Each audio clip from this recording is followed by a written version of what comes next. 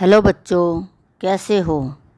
आज मैं आपको एनसीईआरटी की बुक बाल राम कथा का पहला चैप्टर करवाऊंगी, जिसका नाम है अवधपुरी में राम, जिसकी मैंने 2 वीडियो पहले भी बना चुकी हूँ, जो कि आज तीसरी वीडियो है, जिसमें अवधपुरी में राम जो चैप्टर है वो ख़त्म हो जाएगा।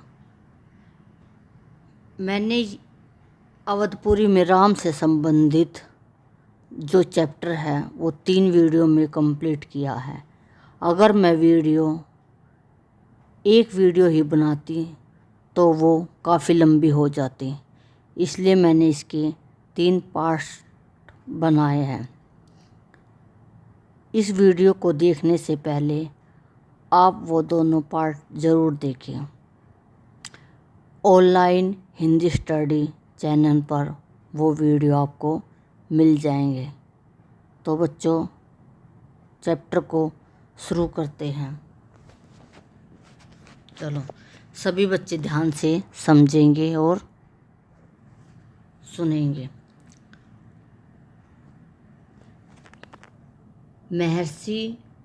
महर्षि विश्वामित्र का क्रोध बढ़ता जा रहा था।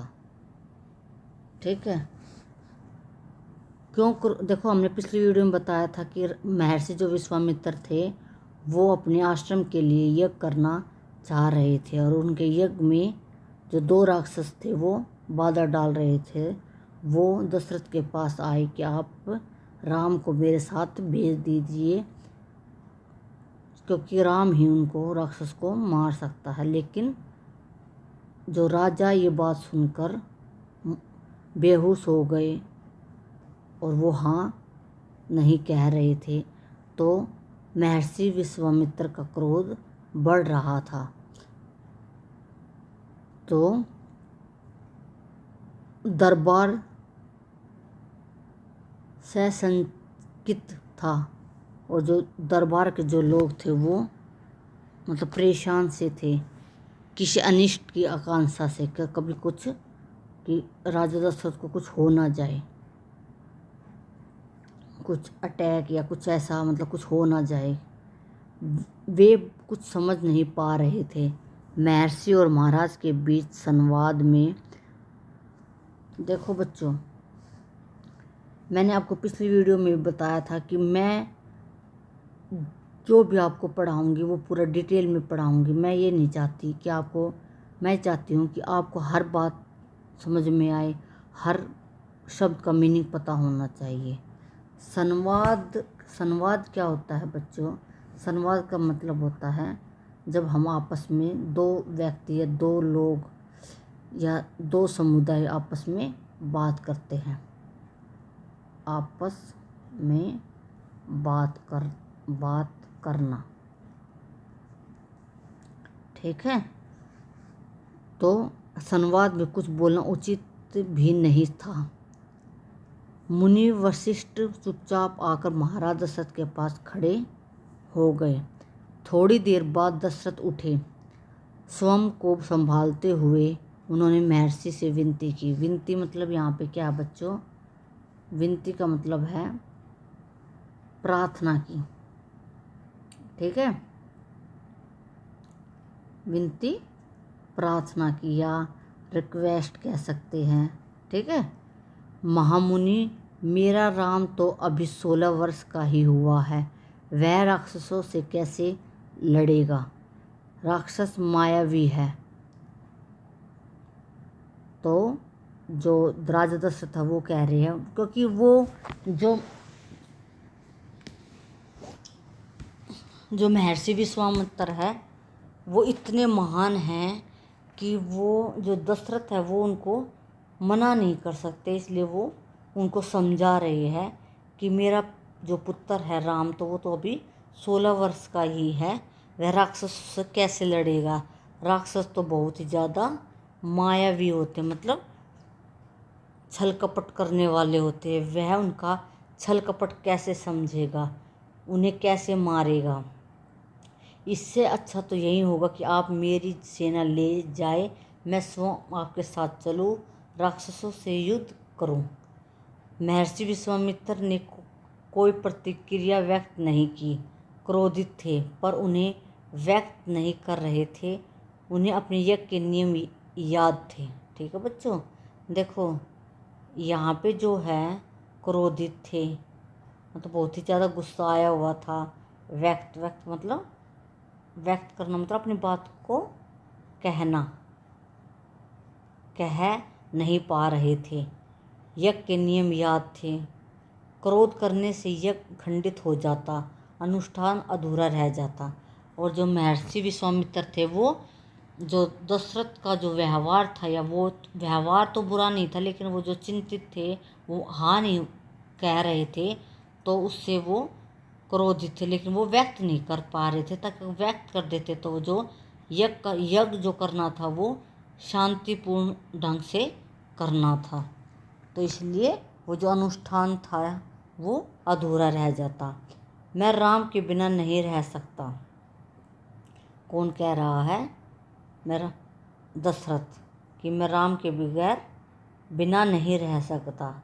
महामुनि, एक पल भी नहीं। आप राम को छोड़कर तो चाहे मांग ले, उसे मत ले जाइए। मैं राम को नहीं दूंगा, बिल्कुल नहीं। वह मेरी बुढ़ापे की संतान, मैं उससे बहुत प्रेम करता हूँ। ठीक है बच्चों, तो इसका ये है कि जो राजा दशरथ है वो बिल्कुल मना कर रहे हैं कि मैं नहीं भेज सकता। महर्षि का क्रोध भभक उठा, मतलब भभक, यहाँ पे देखो बच्चों, भभक मतलब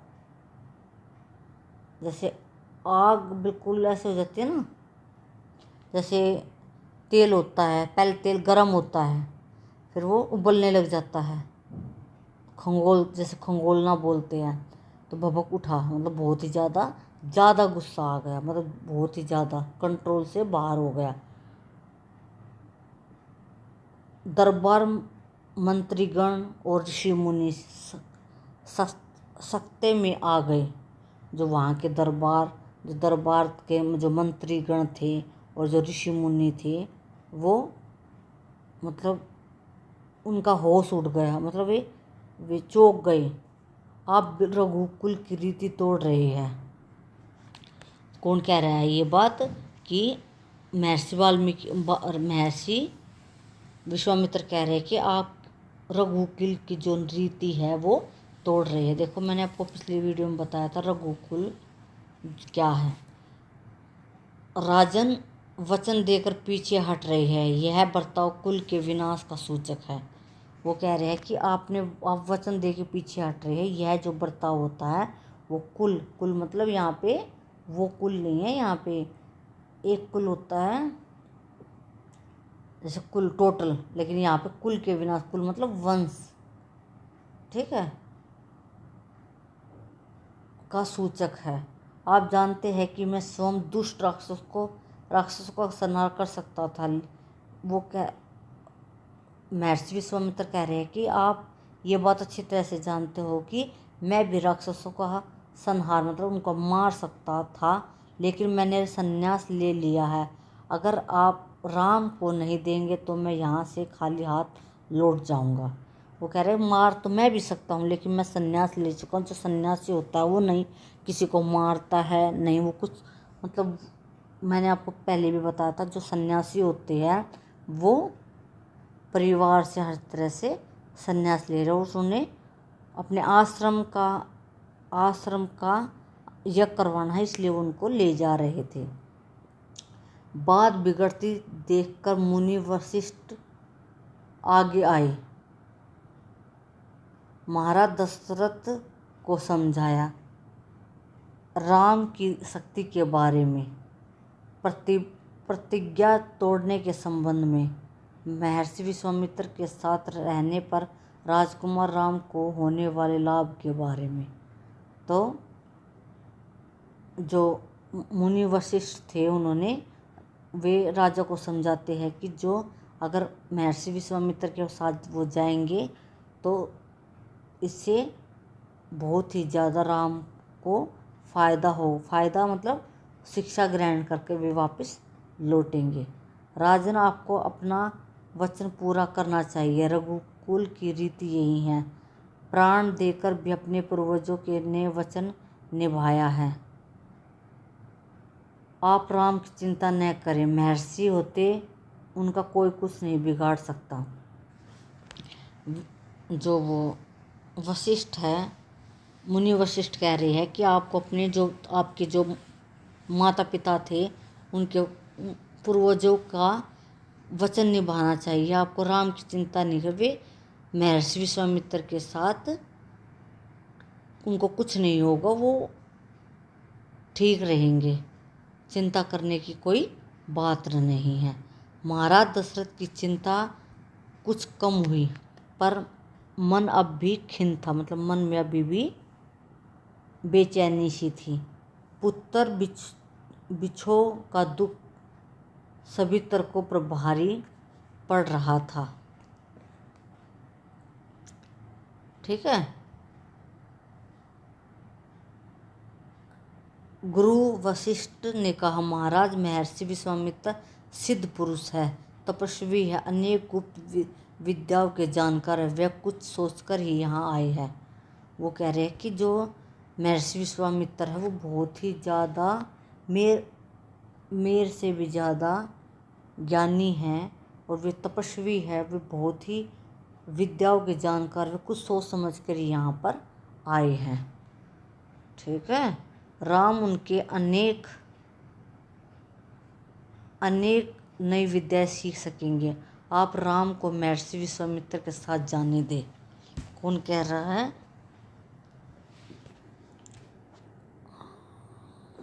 राम को उन्हें सौंप दे। दशरथ ने मुनि वशिष्ठ की बात दुखी मन से स्वीकार कर ली और फिर उन्होंने, मतलब उनका दशरथ का मन नहीं कर रहा था भेजने का, लेकिन जब मुनि वशिष्ठ ने समझाया तो वो मान गए और उन्हें स्वीकार कर ली। लेकिन वह राम को अकेले नहीं भेजना चाहते थे। उन्होंने विश्वामित्र से आग्रह किया। आग्रह मतलब प्रार्थना की, मतलब एक तरह से कहा कि वे राम के साथ उनके छोटे भाई लक्ष्मण को भी ले जाए। महर्षि विश्वामित्र ने महाराज दशरथ का आग्रह और यह बात स्वीकार कर ली, मतलब यह बात मान ली। राम लक्ष्मण को तत्काल तब ही दरबार में बुलाया गया। महाराज दशरथ ने उन्हें अपने निर्णय की सूचना दी और महाराज दशरथ ने कहा कि आप दोनों को महर्षि विश्वामित्र के साथ जाना है। दोनों भाइयों ने उसे सहर्ष स्वीकार कर लिया, सिर झुकाकर आदर सहित। तो बच्चों, इससे हमें ये शिक्षा मिलती है कि हमें अपने माँ बाप की, मम्मी पापा की बात को मतलब बिना किसी बहस के या किसी भी उसके मान लेनी चाहिए, क्वेश्चन नहीं करना चाहिए, आदर के साथ उस बात को, क्योंकि हमारे जो माता पिता होते हैं वो हमारे लिए अच्छा ही सोचते हैं। तो हमें बिना कोई क्वेश्चन करे उनकी बात का, और किसी की बात माने या ना माने, लेकिन हमें अपने माता पिता की बात को तुरंत मान लेनी चाहिए। ठीक है। इसकी सूचना माता कौशल्या को दी गई। बताया गया कि राम और लक्ष्मण वन जा रहे हैं महर्षि विश्वामित्र के साथ। नितांत गंभीर माहौल में सवर्ती वचन हुआ, मतलब गंभीर माहौल में मतलब ये कहा गया कि ठीक है। संग ध्वनि हुई, नगाड़े बजे। महाराज दशरथ ने भावुक होकर दोनों पुत्रों का मस्तक चूमकर उन्हें मतलब दोनों बच्चों को, राम और लक्ष्मण को, उनका जो तन मस्तक मतलब सिर को चूमकर उन्हें महर्षि को सौंप दिया। दोनों राजकुमार बिना विलंब किए, मतलब बिना देरी किए महर्षि के साथ चले गए बीहड़ और भयंकर जंगलों की ओर। विश्वामित्र आगे आगे चल रहे थे, राम उनके पीछे पीछे थे। लक्ष्मण राम से 2 कदम पीछे, अपने धनुष संभाले हुए, पीठ पर तूणीर बांधे। पीठ पर देखो बच्चे, वो देखा होगा आपने, मतलब जो पीछे कमर में तलवारें लटकाए, जिसमें तीर होते हैं, उसको बोलते हैं। ठीक है बच्चों, तो आज का अवधपुरी में राम जो चैप्टर है वो यहीं पर ख़त्म होता है। आशा करती हूँ कि आपको चैप्टर समझ में आया होगा। अगर इस चैप्टर से संबंधित आपको कुछ भी समझ में ना आया हो तो आप कमेंट्स में लिखकर ज़रूर भेजिए। और अगर आपको पसंद आई हो वीडियो तो लाइक करना ना भूले बच्चों, और सब्सक्राइब करना ना भूले। और समझ में अगर आया हो आपको अपनी मैम की बातें तो लाइक ज़रूर करना और कमेंट्स में लिखकर ज़रूर भेजना। और अगर कमी लगी हो, अच्छा ना लगा हो, कुछ समझ में ना आया हो तो वो भी लिखकर ज़रूर भेजना। तो सभी बच्चे अपना ध्यान रखना और खूब पढ़ाई करो। और जब भी आप पढ़ो तो आपके हाथ में एक कॉपी पेंसिल ज़रूर होनी चाहिए, ताकि आप साथ साथ उसको जो मैं आपको समझाती हूँ आप लिख सको। तो मैं आपसे फिर से रिक्वेस्ट कर रही हूँ, अगर आपको वीडियो पसंद आई हो तो आप लाइक ज़रूर करना। धन्यवाद बच्चों।